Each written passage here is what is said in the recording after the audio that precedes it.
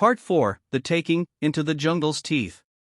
One evening, Estevao stood alone near the fire, preparing another sermon.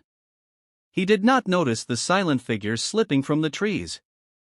They moved like shadows, painted warriors with blowpipes, spears, and poison. They bound him with vines before he could cry out. His men were far, camped upriver. By morning, they would find only his cross, shattered on the ground. He was taken deep into the forest, far from his maps and weapons, into the heart of the unknown. Days passed in silence. They fed him roots, watched him sleep, and said nothing. Estevao tried to preach. He screamed threats. He promised gold, salvation, mercy. But the jungle around him answered only with the call of birds and the hiss of leaves. Part 5, The Judgment, Blood for Blood. In a sacred clearing, encircled by totems and smoke, the Tupi gathered.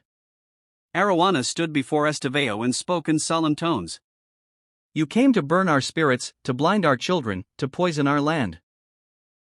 You came with steel, but we have the earth. There was no trial. The forest had judged. They painted Estevao in red, the color of war, of blood, of warning. They chanted the songs of their ancestors. As the sun set behind the trees, the jungle echoed with the rhythm of drums and cries. The final blow came not from anger but from duty. It was clean, quick, ceremonial. Estevao's body was returned to the earth, swallowed by roots and silence. The forest stood unchanged, eternal. Epilogue.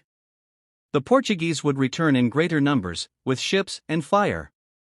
But for a time, in that hidden corner of Brazil, the forest remembered its victory.